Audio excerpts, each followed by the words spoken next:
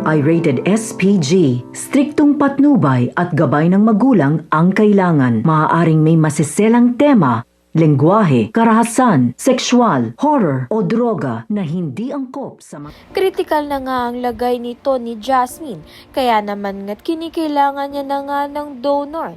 Lahat na nga ng kapamilya niya ay na-compatibility test na nga niya, subalit wala ngang ma-match sa kanya.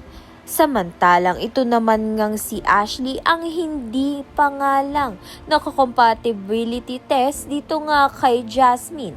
Kaya naman nga ito na ngang nagdesisyon si Ashley na siya na nga ang magdodonate dito nga kay Jasmine. Hindi naman nga sila nagkakalayo dahil tunay na magkapatid nga sila sa ama.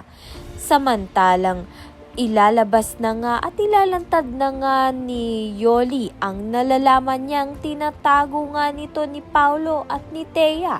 Ang DNA test result o paternity test nga nito ni Paulo dito nga kay Jasmine na nagpapatunay na mag-ama nga sila at anak nga ni Paulo. Ito ngang si Ashley kay Thea.